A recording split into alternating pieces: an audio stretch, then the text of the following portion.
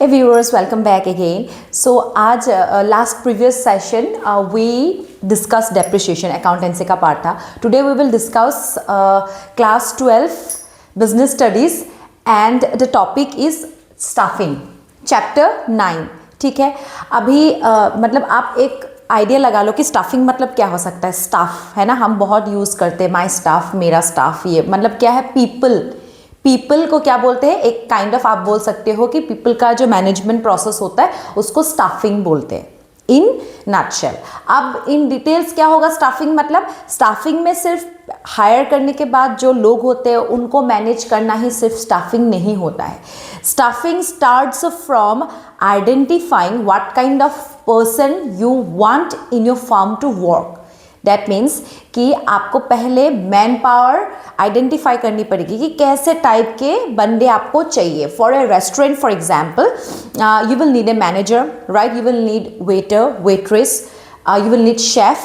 तो इन सब की आपको क्या होगी, अलग अलग स्किल एंड क्राइटेरिया होगी. You have to first identify आपको कौन सा स्किल चाहिए बंदे में, and then accordingly you will advertise the job. You will then what find recruit. फिर उसके बाद क्या करोगे आप, ऑन बोर्डिंग प्रोसेस होगा. फिर उसके बाद आप उनको हायर करके फाइनली बंदे को क्या करोगे, सेटल करोगे ट्रेनिंग और डेवलपमेंट देने के बाद कि आप ये काम के लिए आप सुटेबल हो, आप काम करो. ठीक है, तो स्टाफिंग मतलब क्या, पहले स्टाफिंग मतलब क्या है, ये एक प्रोसेस है.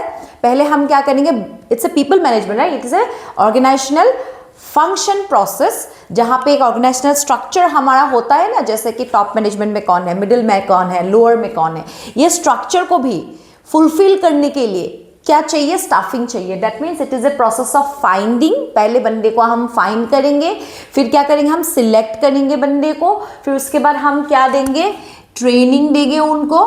ठीक है, फिर उसके बाद क्या देंगे, हम उनको प्लेस करेंगे. कहाँ प्लेस करेंगे, एक शेफ को हम मैनेजमेंट में प्लेस नहीं कर सकते, एक वेटर या वेट्रेस को हम शेफ नहीं बना सकते. ठीक है, तो उनकी जो स्किल्स होगी according to those skills that they acquire, हम क्या करेंगे, उनको प्लेस करेंगे. That means placing the right person in the right job. For example मैंने क्या बोला, एक शेफ को हम शेफ के जगह ही देंगे. ठीक है, एक वेटर और वेट्रेस की जो स्किल होते हैं उनको कस्टमर के साथ इंटरेक्ट करने में जो अच्छा होता है, उनका एक बिहेवियर और उनमें जो क्वालिटीज़ है, उस बेसिस पे हम क्या करेंगे, उनको वेटर या वेट्रेस लेंगे. एक मैनेजर को, उनको मैनेजमेंट, ह्यूमन मैनेज करना, उनको सारे रेस्टोरेंट को मैनेज करना उनको आता है, तो उनको हम मैनेजर बनाएंगे. ठीक है, उनको शेफ़ नहीं बनाएंगे क्योंकि उनको शेफ़ की स्किल्स उन पर होगा ही नहीं. Right. So that means right person in the right place can be only be processed by what, staffing. ठीक है, to achieve the business goal मैंने लिखा है, ऑर्गेनाइजेशनल गोल भी लिख सकते हो. मतलब आपका गोल क्या है कि कस्टमर सेटिस्फाई होना चाहिए एक रेस्टोरेंट में, और कस्टमर ज़्यादा से ज़्यादा आना चाहिए, और क्या है कि आपकी फूड की जो क्वालिटी है वो बहुत अच्छी होनी चाहिए, रिव्यू अच्छी होनी चाहिए, और सेल्स आपकी बढ़ती जानी चाहिए, गुडविल आपकी एनहेंस होनी चाहिए इस रेस्टोरेंट की. ठीक है, तो वो कैसे होगा, वो एक गोल हो गया. वो कैसे हो जाएगा, आप जब बंदे हायर करोगे. बहुत सारे बिजनेस जो आपके एंटरप्रेन्योर्स होंगे, वो आपने देखा होगा इंटरव्यू में बोलते हैं that you know a very like you know skillful mind, intellectual mind, जिसकी बहुत आइडियाज़ होते हैं, वही जाके बिजनेसमैन बनते हैं. बट वो बिजनेसमैन जब बनते हैं, वो अगर अपनी एम्प्लॉयज़ को एक्नॉलेज नहीं करते, वो अपने जो खास बंदे उनको एक्नॉलेज नहीं करते, टीम वर्क नहीं होंगे, तो क्या वो अकेले कर पाएगा, वो एम्पायर खड़ा नहीं कर पाएगा. वो सिर्फ आइडिया डेवलप कर सकता है, वो सिर्फ कैपिटल इन्वेस्ट कर सकता है, but apart from that he will need teams, he will need skillful peoples, and that is called staffing. मतलब आप प्रॉपरली सिलेक्ट करोगे, सिलेक्ट करने के बाद आप प्लेस करोगे, आप उनको ट्रेनिंग एंड डेवलपमेंट दोगे, आप उनको क्या करोगे, कॉम्पेंसेट भी करोगे time wise, and that way you will what achieve the business गोल. अब स्टाफिंग एक बहुत वास्ट कॉन्सेप्ट है. इसमें HRM प्रोसेस होंगे, बहुत सारे मैनेजरियल क्या क्या आपके टेक्निक्स, टूल्स आप यूज़ करते हो इनको डेवलप करने के लिए, एम्प्लॉयज़ को, स्किल्स को, बहुत सारी चीज़ें होते हैं. But first we understood the topic staffing, right. आप एग्जाम्पल हमने रेस्टोरेंट की ली थी, है ना. अब हम क्या करेंगे, इसकी प्रोसेस सीखेंगे. It's very important. स्टाफिंग एक ऐसा चीज़ है जहाँ पे आपको प्रोसेस सीखना बहुत ज़रूरी है कि कैसे प्रोसेस यूज होते हैं to hire a particular person for a particular job. First process that we are going to learn is estimation. Can you see, is my board visible? Right. Estimation of man power recruitment. अब man power recruitment क्या होता है? What do you understand by the word man power? Man power मतलब क्या है? People, human resource मतलब क्या है? बंदे. ठीक है. मैन पावर मतलब क्या है? ह्यूमन रिसोर्स, बंदे. एस्टिमेशन मतलब क्या है? एक आइडिया लगाना जनरली कि आपको मैन पावर कितनी चाहिए. ठीक है. आपका मैन पावर कितनी चाहिए, पहले तो आपको वो आइडिया लगानी पड़ेगी, है ना. उसके बाद आप क्या करोगे? स्किल्स क्या क्या चाहिए आप निकालोगे. उस स्किल्स के बेसिस पे आप क्या करोगे? एक आप एडवर्टीजमेंट डालोगे जॉब डिस्क्रिप्शन के साथ कि मुझे इतने बंदे चाहिए, मुझे ये स्किल्स चाहिए अपने बंदे में, अगर इंटरेस्टेड हो तो अप्लाई करो. What? That is called estimation of manpower recruitment. मतलब क्या है? आप पहले रिक्रूटमेंट के लिए मैन पावर एस्टिमेट कितना चाहिए वो आप निकालोगे.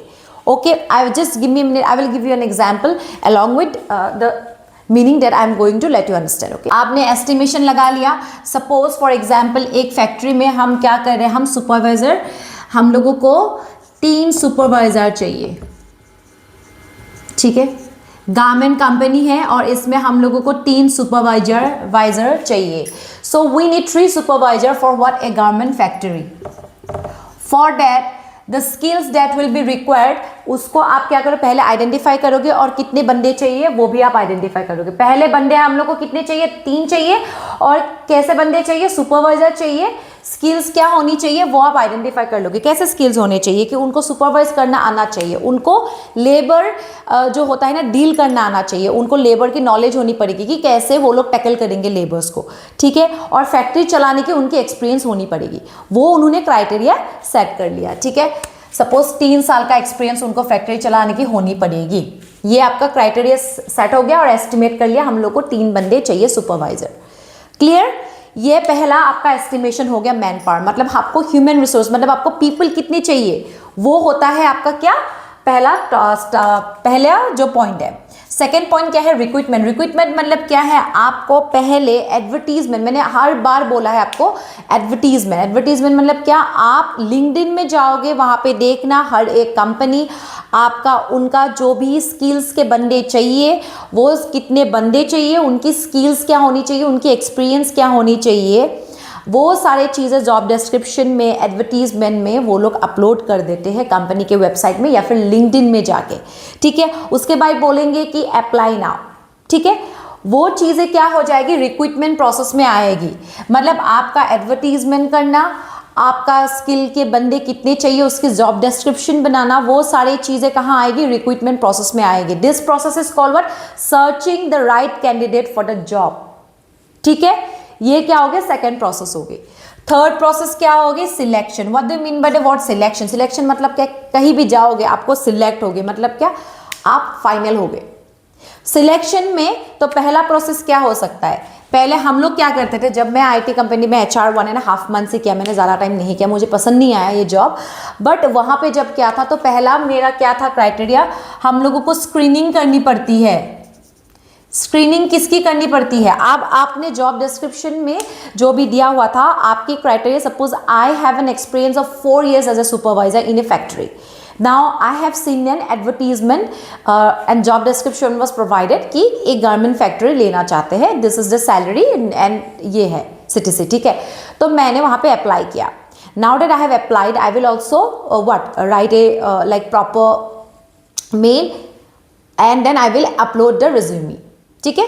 अब हम जब हमने कवर लेटर यूज कर लिया अगर करना है तो, but the main goal is to apply and upload the resume to whom, to the particular required person जिनको हमें हायर करने हैं. ठीक है. To the right person. उनको मिल गया. वो जब आपका जॉब डिस्क्रिप्शन के वाइज आपको पहले चेक करनी पड़ेगी कि रेज्यूमे बहुत सारे लोग अप्लाई करेंगे. मेरा 4 साल का एक्सपीरियंस है तो maybe I will be qualified for the second round. But कोई कोई ऐसे होंगे जो फ्रेशर होंगे, कोई कोई ऐसे होंगे जो 1 साल के होंगे, तो उनको रिजेक्ट करेंगे. So that's called a screening process. जब आप जॉब के लिए अप्लाई करते हो ना, आपकी रेज्यूमे सिलेक्ट होनी पड़ेगी. वो पहला क्राइटेरिया है, उसमें क्या होता है screening. The HR will screen the resumes and they will only select those resumes for the interview round जो रेज्यूमे उनको वैलिड लगता है. तो IT में जब मैं काम कर रही थी पहले मैं आपका ढूंढते थे बंदे, और या फिर हम ऐड तो दे के ही रखते थे, अगर नहीं भी मिल रहा तो हम ढूंढते भी थे जॉब. हम पूरा जॉब हम क्या करते थे, सर्च करते थे पूरा प्रोफाइल में कि कैसे कैसे जॉब है इनकी और कैसे कैसे स्किल्स है इनकी. अगर हम लोग को मिल गया, इधर हम लोग एक जो हमारी जो जॉब डिस्क्रिप्शन है, जो हमारी क्राइटेरिया है और जो आपका CTC है वो हम उनको मेंशन कर देंगे. अगर उनको लगा कि हाँ ठीक है वैलिड है तो वो लोग क्या करेंगे, अपनी रेज्यूमे अपलोड करेंगे, या फिर कोई कोई खुद ही अप्लाई करते हो रेज्यूमे हम लोग को देते. हम स्क्रीनिंग करते हैं, उसके बाद अगर हम लोग को लगता है कि ये एक परफेक्ट कैंडिडेट है तो हम क्या करते हैं, उनको एक कॉल देते हैं. And then after the screening we just give a call and say that please come for the interview. It will be a walking interview और ए वर्चुअल भी हो सकता है या फिर वॉक इन भी हो सकता है. ठीक है, हम लोग एक फ़ोन कॉल देंगे उनको, या फिर आपका टेलीफोनिक राउंड भी हो सकता है.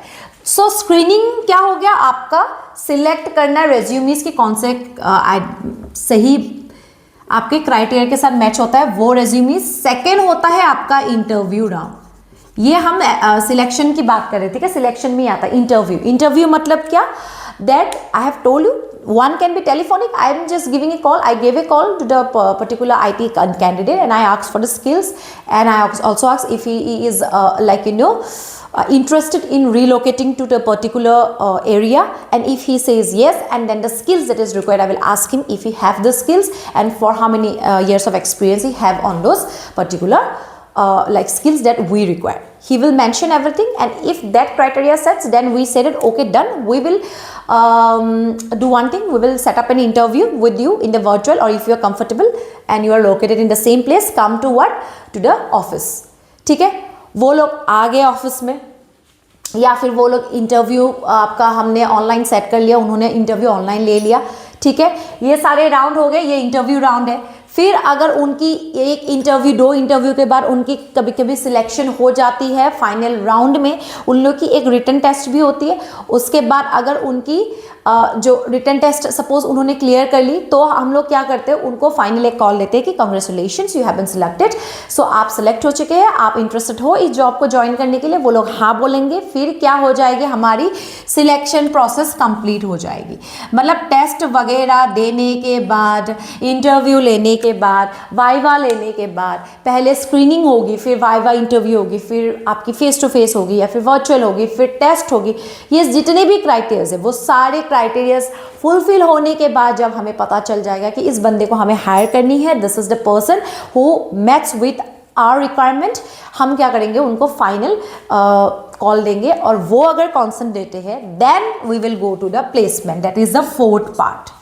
ठीक है, हम गारमेंट फैक्ट्री की बात कर रहे थे, सुपरवाइजर की बात कर रहे थे. वहाँ पे भी क्या होगा, पहले हम स्क्रीनिंग करेंगे, है ना, फिर इंटरव्यू लेंगे, फिर उसके बाद उनको हम ये भी कर सकते हैं कि जाओ जाके फैक्ट्री में एक दिन का हाफ एन आवर का आप डेमो दिखाओ कि आप कैसे टैकल करोगे. ये भी हो सकता है इन केस ऑफ फैक्ट्री. जब उन्होंने फाइलिंग ये सब कर लिया, हम लोग को पसंद आया, हम उनसे बात करेंगे HR बाद में कि निगोशिएट भी करते हैं ना हम सैलरी की. उन्होंने सैलरी ज़्यादा बता दी और हमारी बजट कम थी उनकी सैलरी के हिसाब से. उन्होंने बोला हम लोग को 50 के चाहिए हर मंथ, हमने बोला हम 40 के ही अफोर्ड कर सकते हैं. तो उसमें निगोशिएशन भी होती है. फाइनली जब वो लोग कॉन्सेंट दे देते कि yes, in this salary we are comfortable and we will come and join your company, then we go for the fourth process, that is placement and orientation. Placement मतलब क्या है, उनको हमने फाइनली सिलेक्ट कर लिया, उनको हमने ऑफर लेटर दे दी, उन्हें हमने प्लेस कर लिया. किस जॉब के लिए, सुपरवाइजर के लिए. समझ आ गया. मैंने तो अपनी एक्सपीरियंस बताई थी IT की, but we are taking an example of what, garment factory supervisor. तो सुपरवाइजर क्या हो गया, वो फाइनली हमारे कंपनी में प्लेस हो गया. आपने सुना होगा, then when you are in colleges, when you will be in colleges, and I was in college, or any of your seniors or your friends, family members is in college, you can ask them. They will, in the final year, they will sit for the placement. In the final year, they will sit for the placement. और जो placement होता है वहाँ पे placement क्या होता है, companies आते हैं कॉलेजेस में और जो भी बंदे उन लोग को अच्छा लगते हैं वो लोग हायर करके लेके जाते हैं. That is called placement. मतलब उनकी प्रॉपर इंटरव्यू होगी, सब कुछ होगी, उसके बाद उनकी सिलेक्शन हो गई, देन दे आर प्लेस्ड. यही होता है प्लेसमेंट. ठीक है, अब ये सुपरवाइजर हमारे लिए क्या हो गया, हमने प्लेसमेंट दे दी उनको, वो लोग क्या हो गया, हमारे जगह पे प्लेस हो गया, right person in the right job, we have placed it. Okay, now second is called orientation. जो क्या होता है, आप जब कंपनी में ज्वाइन कर लेते हो आप बहुत ऑकवर्ड फील करते हो क्योंकि आप किसी को नहीं जानते, ठीक है। तो कंपनी क्या करेंगे, वो लोग एक ओरिएंटेशन रखेंगे और प्रॉपरली क्या करेंगे, हमारे कंपनी के रूल्स रेगुलेशंस, आपकी जो बंदे हैं हमारे, उनके साथ क्या करेंगे, इंटरेक्ट करेंगे, एक मीटिंग बिठाएंगे, एक अच्छा सा क्या करेंगे, चेयर अप, एक एनवायरनमेंट क्रिएट करेंगे। Why? So that person can ease up, क्योंकि आप ईज अप नहीं होगे तो आप काम नहीं कर पाओगे। सो आपकी लेबर्स हो गए, आपके सुपीरियर्स हो गए, आपके सबऑर्डिनेट्स हो गए, सबके साथ आपकी इंटरेक्शन होगी। Okay, even in my case also I was interacted. I as an HR also have to interact a new person that joined the company and now I'm a teacher. जब मैंने teaching join की थी तब भी मेरा यही था कि मुझे उन्होंने प्रॉपरली सब लोग के साथ इंट्रोड्यूस कर दिया था। That is called what, it an orientation. और आपकी ओरिएंटेशन में आपकी कभी कभी क्या होता है, ऑनबोर्डिंग का जो फॉर्मेट होती है ना, किसी किसी कंपनी में ऐसा होता है कि ऑनबोर्डिंग होता है, उनकी प्रॉपर पीपीटीज में सारे चीज़ें, जब मैंने यूएस प्रोसेस में काम की थी वहाँ पे सारे चीज़ें आपको समझाएंगे पीपीटी के थ्रू कि क्या है हमारी रूल्स एंड रेगुलेशंस, हमारी वीकडेज क्या है, हमारे टारगेट्स क्या है, टारगेट्स अचीव नहीं करोगे तो क्या आपकी कंप्लायंसेस मतलब क्या आपकी हो सकती है कंसिक्वेंस, या फिर आप अगर अभी ज्वाइन कर लेते हो तो फिर आप कितने टाइम तक आपकी कॉन्ट्रैक्ट रहेगी, आप कितने टाइम तक छोड़ नहीं सकते, अगर छोड़ दिया तो आपको क्या करनी पड़ेगी, आपको कॉम्पेंसेट करनी पड़ेगी कंपनी को। ये सारे रूल्स रेगुलेशन, जिस कंपनी की जैसी रूल्स रेगुलेशन होगी वैसे ही आपको ओरिएंटेशन में बताएंगे, ठीक है। एक प्रोग्राम होता है ये, ओके, सभी में नहीं होता है बट कंपनीज में मोस्टली होता है। ओके, देन आपकी हो गई ट्रेनिंग एंड डेवलपमेंट। जब आपकी फाइनली आपकी अवेयरनेस हो गई है, आपकी ज्वाइनिंग लेटर में साइन करनी पड़ती है। हम जब यूएस प्रोसेस में थे, हमने ज्वाइनिंग लेटर में क्या की थी, साइन की थी, हमने कॉन्सेंट दे दी थी, हम हायर, आप लोगों ने हम लोग को हायर किया है, हम आपकी यहाँ पे डेडिकेटेडली काम करेंगे, हम कोई भी कंप्लायंस, कोई भी आपकी काइंड ऑफ ऐसी चीज़ें नहीं करेंगे जो अगेंस्ट द लॉ होगा, जो अगेंस्ट कोड ऑफ कंडक्ट होगा। मतलब कोड ऑफ कंडक्ट मतलब क्या, कि आपकी कोई भी उनकी जो रूल्स होगी वो होगा कोड ऑफ कंडक्ट, उनकी एथिक्स। ये बहुत वास्ट है, ये आप इन फ्यूचर बीबीए करोगे, एमबीए करोगे, आपको बहुत डिटेल्स में मिल जाएगा। इतना डिटेल्स में मैं नहीं समझाऊंगी, बस इतना समझाऊंगी कोड ऑफ कंडक्ट मतलब कि एक कंपनी की एथिक्स, रूल्स, रेगुलेशंस होती है, उसको आप अगर ब्रीच करोगे तो आपने कोड ऑफ कंडक्ट तोड़ा है। आपको क्या करेंगे, फिर आप ग्रीवेंस आपकी जाके क्या होगी, एचआर और सारे जो मैनेजर्स होंगे वो आपकी एक बोर्ड मीटिंग बिठाएंगे और बोलेंगे कि आपने जो है rules regulation, code of conduct तोड़े हैं कंपनी के। और वही कोड ऑफ कंडक्ट और एथिक्स क्या होता है, आपकी ओरिएंटेशन में समझाया जाता है कि कंपनी की क्या क्या रूल्स है। तोड़ दोगे ना तो फिर वो लोग क्या करेंगे, आपको वहां से निकाल देंगे, ठीक है। आपके क्या होता है, कोड ऑफ कंडक्ट ये एक kind of ethics, rules and regulations होते हैं जो आपको फॉलो करनी पड़ती है, कंपनी के rules and regulations, and a employee is bound to follow that rules regulation. आप ब्रीच करोगे, ब्रीच मतलब क्या, ब्रेक करोगे तो आप फिर खत्म हो, ठीक है। That is called a process, जहाँ पे ओरिएंटेशन में ये सारी चीजें आपको अवेयरनेस दे दी जाएगी, एचआर आपको समझा देते हैं ये चीजें, ठीक है। और फिर training and development, fifth part is training and development. क्या हो सकता है, ट्रेनिंग मतलब क्या है, आपने सुना होगा, आपके पापा अगर जॉब कर रहे हैं, आपकी मम्मी जॉब कर रहे हैं, तो आपने सुना होगा कि ट्रेनिंग मतलब क्या है, कि हमारी ट्रेनिंग हो रही है, हमारी 10 दिन की ट्रेनिंग हो रही है, हमारी 1 महीने की ट्रेनिंग हो रही है। मतलब क्या है, आप लोगों को प्रॉपरली सिखाया जा रहा है कि काम कैसे करना है, अगर चेंजेस आया तो उस चेंजेस के साथ कैसे अडेप्ट करनी है। एम्प्लॉयज़, कंपनी का भी अपने एम्प्लॉयज़ को बहुत मुश्किल होगा ना तभी वो लोग निकाल देते, नहीं तो नहीं निकालते। जो अच्छे का एम्प्लॉयज़ होते हैं उनको नहीं निकालते, क्योंकि ये एक एसेट होता है, people are asset, right, human resource are asset. तो वो लोग क्या करते हैं, टाइम टू टाइम अगर चेंजेस कुछ लानी है तो वो लोग स्किल्स चेंज करनी है तो वो क्या करते हैं, ट्रेनिंग एंड डेवलपमेंट देते हैं अपनी एम्प्लॉयज़ को, ठीक है। अब ये जो ट्रेनिंग एंड डेवलपमेंट है, ये क्या है, ये एक आपका हायर हो गए, उसके बाद आपका प्लेसमेंट होगी, फिर उसके बाद आपको प्रॉपरली ट्रेनिंग दिया जाएगा कि कैसे काम करनी है। यहाँ पे आपका जो स्किल्स है वो तो है ही, आपकी एक्सपीरियंस जो है वो है ही। अपार्ट फ्रॉम दैट, इस कंपनी की इस फैक्ट्री में अगर आप सुपरवाइजर वाइज काम कर रहे हो, आपकी वर्किंग आवर्स सपोज है 9 आवर्स या फिर 8 आवर्स, उस 8 आवर्स में आपकी क्या टारगेट है, आपको कैसे अचीव करनी है, यहाँ की आपकी जो एनवायरनमेंट है वो थोड़ा चेंज हो सकता है कि कैसे डील करनी है चीज़ों को, अगर नहीं हो पा रहा है तो किसको जाके इन्फॉर्म करनी, ये सारी चीज़ें आपको ट्रेनिंग में सिखाया जाता है। डेवलपमेंट क्या है कि इन फ्यूचर अगर आपको स्किल्स एनहेंस करनी है, कोई आपको सपोज आप सुपरवाइजर हो, आपको क्या बना रहे हैं वो लोग, आपको सुपरवाइजर के बाद आपका क्या हो जाता है, आप मैनेजमेंट में चले जाते हो, आप मैनेजमेंट के हेड बनाना चाहते हैं आपको, ठीक है। अब मैनेजमेंट हेड आप जब बन जाओगे तो आपके क्या क्या होगी, ऑफिशियल वर्क्स भी बहुत सारे आ जाएंगे, ठीक है। आप जब ऑफिशियल वर्क्स बहुत सारे आ गए, आप मैनेजर बन गए, कुछ बन गए, तो आप क्या करोगे, आप तो फ्लोर मैनेजर थे, अब मैनेजर बन गए, ठीक है। अब आप सुपरवाइजर से, फैक्ट्री सुपरवाइजर से सीधा मैनेजर बन गए, तो आप मैनेजर बन जाओगे तो आपकी बहुत सारी क्या होगी कि स्किल्स डेवलप करनी पड़ेगी, आपकी बहुत अच्छी क्या है एक्सपीरियंस है और आपकी बहुत अच्छी परफॉर्मेंस है, तो उस परफॉर्मेंस वाइज आपको क्या करेंगे, आपको प्रमोट कर दिया, सपोज प्रमोट कर दे तो क्या होगी, आपको ट्रेनिंग एंड डेवलपमेंट देनी पड़ेगी। तब डेवलपमेंट के लिए क्या करते हैं, आपके डेवलपमेंट के लिए कि आपकी स्किल एनहेंस हो, वो प्रोग्राम क्या होता है कंपनी वाले रखते हैं। ट्रेनिंग क्या होता है, आप जब आपको हायर कर लिया उसके बाद आपको क्या है प्रॉपर ट्रेनिंग देते हैं कि आपको कैसे काम करनी है। उसके अलावा अगर आपको कोई भी चीज़ इन बिटवीन चाहिए होगी, वो ट्रेनिंग एंड डेवलपमेंट प्रोसेस में ही होता है, ठीक है, समझ आ गया। आप परफॉर्मेंस अप्रेजल ये बहुत अच्छी टर्म है, ये आप प्लीज़, आपका पहला वर्ड होगा ये जो आपने 12th में सुना होगा। परफॉर्मेंस मतलब क्या है कि आप परफॉर्म कैसे कर रहे हो। आप स्कूल में हो, आपके स्कूल में टीचर क्या करते हैं, आपकी प्रोग्रेस रिपोर्ट बनाते हैं। In that progress report we check, we take test, right, assessment लेते हैं। In that assessment we understand that what is your criteria and आपको किस लेवल की टीचिंग चाहिए, ठीक है।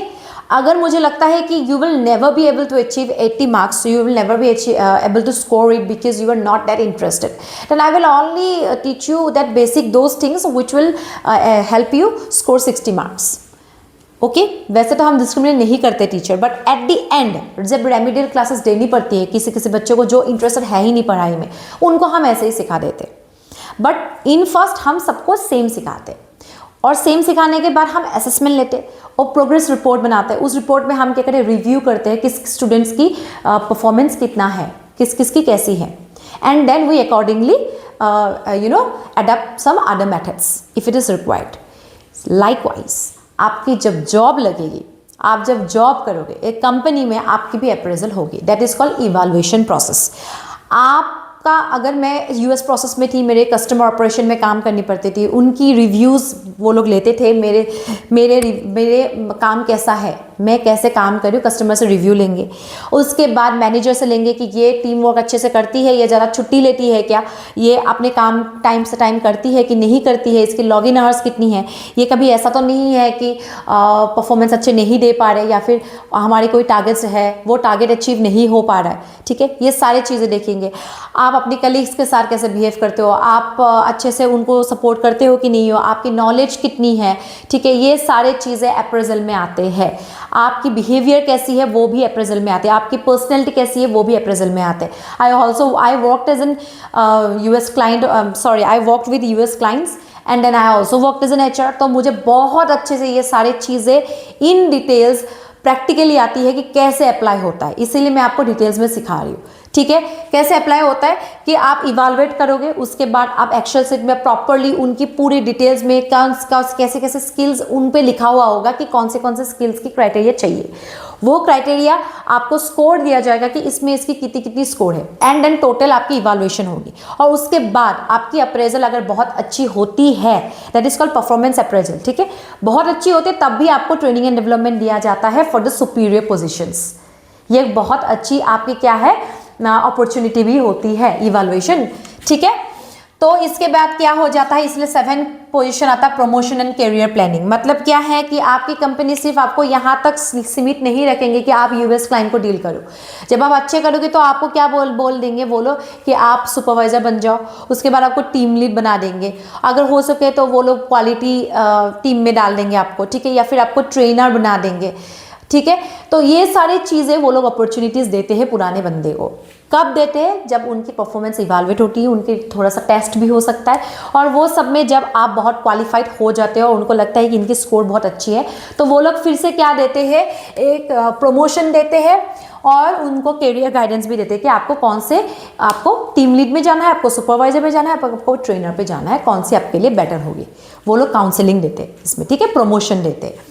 फिर प्रमोशन के बाद क्या हो जाएगा, 8th जो फाइनल है वो है कंपेंसेशन।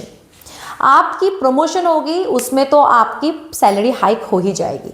सपोज आपकी प्रमोशन नहीं हुई और आपको अप्रेजल अच्छी मिली है, आपकी बहुत अच्छी परफॉर्मेंस हुई है, तो वो लोग कंपेंसेट, बोनस, ये सब चीज़ें भी देते हैं। Why? To retain the employees जिनकी बहुत अच्छी स्किल्स है, बहुत अच्छी उनकी बिहेवियर है और बहुत अच्छे से वो लोग टीम को कोऑर्डिनेट करके एक लॉयल वे में चल रहे हैं एक कंपनी में। एक लॉयल एम्प्लॉय मिलना बहुत मुश्किल है, और जब मिलते हैं ना वो लोग भी बहुत अपॉर्चुनिटीज़ देते हैं। आप अगर खुद अपॉर्चुनिटी नहीं ले रहे हो और आपको उसको उसी में रहना है तो फिर भी वो लोग फोर्स नहीं करेंगे, वहीं पे रहो, क्योंकि किसी को स्ट्रेस नहीं लेना किसी लोगों को। बट किसी को अगर ग्रोथ चाहिए तो वो लोग बहुत अच्छी अपॉर्चुनिटीज़ देते हैं। इवन हम लोग को भी ट्रेनिंग एंड डेवलपमेंट देते हैं। हम लोग की अगर चेंजेस आती है बीच बीच में, जब चेंजेस आते हैं ना, यूएस की बहुत सारे रूल्स रेगुलेशंस, लॉ उनकी बहुत ज़्यादा स्ट्रिक्ट होती है, तो उस हम लोग लॉ को सीखनी पड़ती है। कंप्लाइंसेस क्या क्या हो सकती है अगर हमने वो लॉ को फॉलो, नीडफुल लॉ को फॉलो नहीं किया, ये सारी चीज़ें हम सीखते हैं। वो ट्रेनिंग एंड डेवलपमेंट का प्रोसेस ही है, वो लोग हम लोग को सिखाते रहते हैं बीच बीच में, ठीक है। ट्रेनिंग मतलब ये नहीं कि पहले आए आप और आपको सिर्फ ट्रेनिंग दे दिया, बीच बीच में आपको देते रहेंगे। ये बहुत सारे आपके क्या है बेनिफिट्स है एक कंपनी में रहने के। या ठीक है, हैक्टिक है, but they will always guide you and help you. So that entire process जो हमने आप लोग को सिखाया मैंने आज, वो क्या है, वही होता है स्टाफिंग प्रोसेस। स्टाफिंग सिर्फ हायर करना नहीं होता है, स्टाफिंग सिर्फ और सिर्फ ऑर्गेनाइजेशनल स्ट्रक्चर नहीं होता है, या फिर स्टाफिंग सिर्फ और सिर्फ आपकी एक प्लेसमेंट नहीं होती है। Staffing is entire organizational function, जहाँ पे आपकी एक जॉब डिस्क्रिप्शन से लेके आपकी बंदे कितने चाहिए, आपकी स्किल कितनी है, आपकी बजट कितनी है, आपकी राइट पर्सन कहाँ पे कैसे अलॉट होनी चाहिए, वो राइट पर्सन की स्किल अगर बहुत अच्छी है तो परफॉर्मेंस इवैल्यूएट करके उसको किस लेवल पे आप लेके जा सकते हो, वो सारी चीज़ें क्या होती है, स्टाफिंग की प्रोसेस होती है। This is a proper people management process, ठीक है। It's a very interesting topic. अगर पीपल मैनेजमेंट अच्छे से आपके कंपनी में या फिर आपके स्कूल में, आपके कहीं भी जगह पे नहीं होती है ना, तो आपके वहाँ पे एम्प्लॉयज़ नहीं टिकेंगे। आप स्कूल में देखना, आप जिस स्कूल में पढ़ रहे हो, अगर उस स्कूल में मैनेजमेंट अच्छे नहीं होंगे या फिर उनकी स्टाफिंग की प्रोसेस, उनकी जो बोर्ड है, वो मैनेजमेंट जो बोर्ड है पीपल मैनेजमेंट की, वो अच्छे नहीं होंगे, तो आपके देखना टीचर्स चेंज होते रहेंगे, उनकी सैलरी की वैल्यू नहीं दी जाती, उनके काम की वैल्यू नहीं दी जाती, उनकी कॉम्पेंसेशन नहीं होती, वो कभी नहीं रुकेंगे उस इंस्टीट्यूट पे। इसीलिए बोलते हैं अगर आपको गुडविल बनानी है ना, तो आपको एम्प्लॉयज़ को पहले प्रायोरिटी देनी पड़ेगी। तो जिन जिन के एम्प्लॉयज़ को प्रायोरिटी दी जाती है, जिन जिन के एम्प्लॉयज़ को कंपेंसेशन, एक गुड बिहेवियर, एक अच्छा एनवायरनमेंट दिया जाता है टू ग्रो, वहाँ पे हमेशा एम्प्लॉय रिटेंशन होती ही होती है। So that is what the goal of an organization, क्योंकि वो अगर गोल नहीं होगी तो आपकी जो रियल गोल है ना, वो अचीव कभी नहीं होगी। एक टीचर की जॉब होती है क्या, बहुत अच्छे से पढ़ाए, रेमेडियल क्लासेस दे, जितना भी हो सके बच्चों को अच्छे से मार्क्स स्कोर करा के उनकी भविष्य को क्या बनाए, उज्जवल बनाए। But is it that possible if उनको कंपेंसेशन अच्छे से नहीं मिलती, उनके अप्रेजल नहीं मिलती, उनके अच्छे से क्या होती, इवैल्यूएशन नहीं होती, उनको एक्नॉलेजमेंट नहीं मिलती, नहीं होगा, राइट।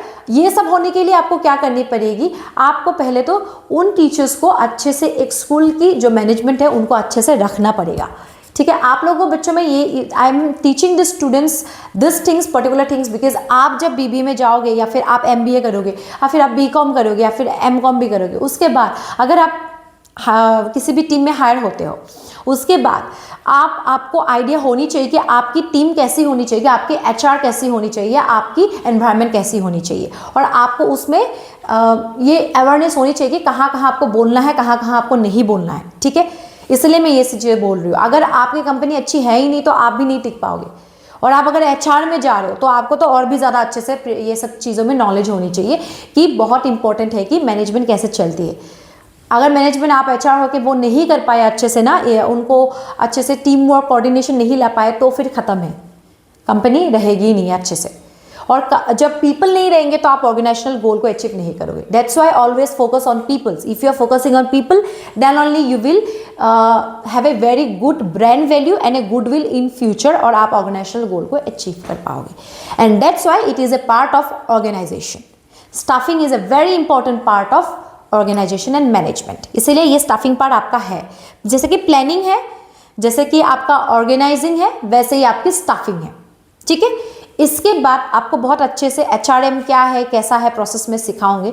इसकी इंपॉर्टेंस आप बोलो कि की लर्निंग हमने आज क्या सीखा. स्टाफिंग क्या है, एक इंपॉर्टेंट पार्ट है मैनेजमेंट का, है ना. स्टाफिंग नहीं होगी तो हम क्या है, हम ऑर्गेनाइजेशनल जो बिजनेस गोल है उसको हम अचीव नहीं कर पाएंगे. क्यों? क्योंकि जब बंदे ही खुश नहीं रहेंगे तो काम कौन करके देगा. काम नहीं करके देगा तो आप बिजनेस करोगे कैसे, सेल्स करोगे कैसे, है ना.